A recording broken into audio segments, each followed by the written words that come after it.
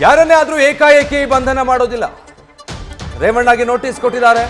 ತನಿಖೆ ಕೂಡ ಶುರುವಾಗಿದೆ ಅಂತ ಬೆಂಗಳೂರಲ್ಲಿ ಗೃಹ ಸಚಿವ ಡಾಕ್ಟರ್ ಜಿ ಪರಮೇಶ್ವರ್ ಹೇಳಿಕೆ ಕೊಟ್ಟಿದ್ದಾರೆ.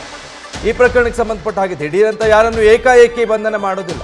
ಆರೋಪ ಬರುತ್ತೆ, ಅದಾದ್ಮೇಲೆ ನೋಟಿಸ್ ಸರ್ವ್ ಮಾಡಿದ್ದಾರೆ. 24 ಗಂಟೆಯೊಳಗೆ ಹಾಜರಾಗದಿದ್ರೆ SIT ಮುಂದಿನ ಪ್ರಕ್ರಿಯೆಯನ್ನ ಮುಂದುವರಿಸುತ್ತೆ. ಇದರಲ್ಲಿ ಯಾರನ್ನು ಕೂಡ ರಕ್ಷಣೆ ಮಾಡುವಂಥದ್ದೇನೂ ಇಲ್ಲ ಅಂತ ಸ್ಪಷ್ಟನೆ ಕೊಟ್ಟಿದ್ದಾರೆ.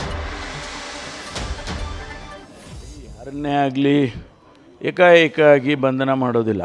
ಅದಕ್ಕೆ ಪುರಾವೆಗಳು ಮತ್ತೊಂದು ಕಂಪ್ಲೇಂಟ್ಸ್ ಕೊಡ್ತಕ್ಕಂಥದ್ದು, ಆ ಕಂಪ್ಲೇಂಟ್ಸ್ನಲ್ಲಿ ಏನು ಹೇಳಿರ್ತಾರೆ ಅದು ಭಾಳ ಮುಖ್ಯ. ಅದು ಯಾವ ಸೆಕ್ಷನ್ನು ಬರುತ್ತೆ, ಅದರಲ್ಲಿ ಅರೆಸ್ಟ್ ಮಾಡೋವಂಥದ್ದು ಇದೆಯಾ, ನಾನ್ ಬೇಲೆಬಲ್ ಇದೆಯಾ, ಬೇಲೆಬಲ್ ಇದೆಯಾ, ಇದನ್ನೆಲ್ಲ ನೋಡ್ತಾರೆ.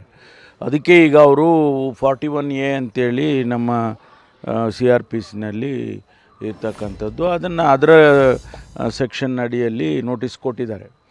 ಅವರು 24 ಅವರ್ಸಲ್ಲಿ ಬಂದು ಅವರು ಅಪಿಯರ್ ಆಗಬೇಕು. ಒಂದು ವೇಳೆ ಅಪಿಯರ್ ಆಗಲಿಲ್ಲ ಅಂತಂದರೆ ನೆಕ್ಸ್ಟು ಪ್ರೊಸೀಜರ್ ಏನಿದೆ ಅದನ್ನು ಮಾಡ್ತಾರೆ. ಎಲ್ಲದಕ್ಕೂ ಒಂದು ಇಮಿಡಿಯೇಟಾಗಿ ನಾವು SIT ಮಾಡಿದೋ, ಇಮಿಡಿಯೇಟಾಗಿ ಅದನ್ನು SIT ಮಾಡಿ ಅದಕ್ಕೆ ಚಾಲನೆ ಕೊಟ್ಟು ಅದನ್ನೆಲ್ಲ ಏನೂ ಮಾಡಲಿಲ್ಲ ಅಂತ ಹೇಳಿದರೆ, ಅದರಲ್ಲೂ ಕೂಡ ಗೃಹ ಮಂತ್ರಿಗಳು, ಕೇಂದ್ರದ ಗೃಹ ಮಂತ್ರಿಗಳು ಕೂಡ ಅದನ್ನೇ ಹೇಳಿದ್ದಾರೆ. ನಾನು ಕೂಡ ಗಮನಿಸ್ತೀನಿ. ನ್ಯೂಸ್ ಫಸ್ಟ್ ನಿರ್ಭೀತಿಯಿಂದ ನಿಮ್ಮ ಪರವಾಗಿ.